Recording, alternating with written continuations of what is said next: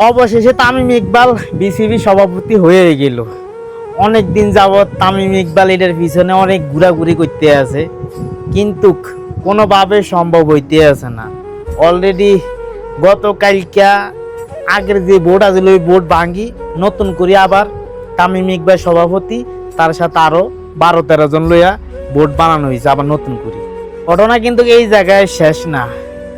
তামিম ইকবাল হয়তো বা এখন নির্বাচন ছাড়াই বোর্ড সভাপতি হয়ে গেছে, কিন্তু ইতিহাসের জায়গা থাকে যা। সাকিব, মাশরাফি এরা নির্বাচন করে এমপি হয়েছে, তারপরও আজকে তারা কিন্তু কেউ দেশ ছাড়া, কেউ পলাতক, তারা ওইভাবে সম্মান পায় না। তামিম ইকবাল একজন সম্মানী ব্যক্তি, কিন্তু যে কাজটার সাথে উনি এখন জড়াইছে, ভবিষ্যতে 10 বছর, 15 বছর, 20 বছর পরে এই পদ হয়তো থাকতো না। কিন্তু মানুষ তো এই জিনিসটা মনে রাখবো, যা করে আপনি সরাই দিয়েছেন, যারা এখন সরাই দিছে তা করে তো তারা তো মনে রাখবো।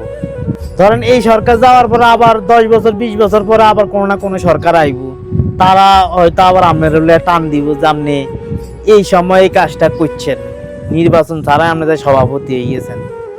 তা আপনি নিজের সম্মানটা তখন কোন জায়গা যাইব?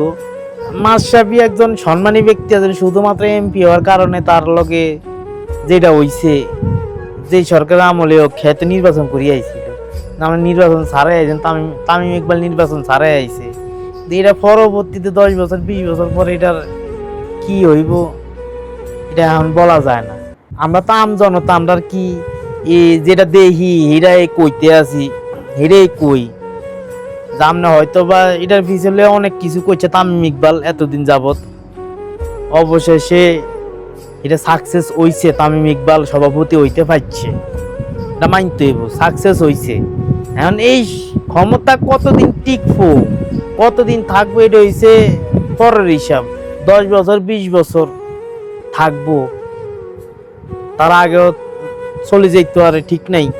কিন্তু যদি থাকে 10 বছর 20 বছর সভাপতি হিসাবে, একটা না একটা একটা একটা সময় দেখা যায় ক্ষমতা থাকতো না, তখন কিন্তু তামিম ইকবালরে মানুষে প্রশ্ন করব যে আপনি বিনা নির্বাচনে দিনে দিনে ভোট ভাঙ্গি দিয়ে আপনারা সভাপতি হয়েছেন, তখন এটা জবাব কি দিব? তখন জবাব থাকলেও জবাব মানুষে গ্রহণ করতো না। যারা ক্ষমতা থাকবে কিন্তু তারা হয়তো গ্রহণ করতো না। এ সবার লাগে হইতে আছে, সত্যটাই মানুষে গ্রহণ করতে চায়, মিথ্যাটা গ্রহণ কিভাবে করব? যেটা একটা পাতানো, এটা সবাই জানে, দিনে দিনে সবকিছুই হইয়েছে। এখন ঘটনা হয়েছে তামিম ইকবালের সম্মান হিসেবে কোন জায়গা যায় খাড়াইব।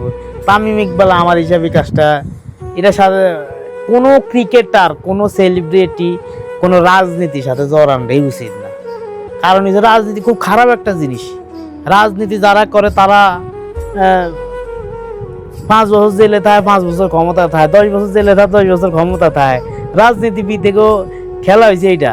আর একজন সম্মানী ব্যক্তি, যে ক্রিকেটার, যে সেলিব্রিটি, এর সম্মান পুরা দুনিয়ার মধ্যে। একজন ক্রিকেটারের বহু দেশ চিনে, তার সম্মানটা ওই জায়গার মধ্যে। এই সম্মানটা ধরে রাখতে পারে না আমাদের দেশের মধ্যে যারা আছে ক্রিকেটাররা। কিছুদিন কয়েক বছর ক্রিকেট খেলার পরে এরা রাজনীতির সাথে এটার সাথে জড়াই যাইতে আছে। মাশরাফি আসিল, সাকিব আসিল, হেরা এখন দেশে নাই।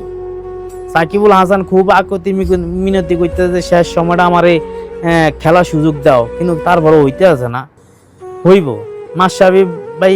মাশরাফিও পলাতক, তামিম ইকবাল এখন অবশেষে এটার ভিতরে নিজেও জড়াই গেছে। কিন্তু এই পরিণতি যে তার ক্ষেত্রে হইতো না, বিষয়টা এরকম না। ক্ষমতা তো পাল্টিতে থাকে। আজকে আপনি ক্ষমতা আছেন, গেলাম না, আপনার ক্ষমতা দেখাই গিয়েছেন, আরেকদিন ক্ষমতা আরেকজন আইব, হেতেই তার ক্ষমতা দেখাইব। আপনারা দূরে থাকাটাই ভালো আছে।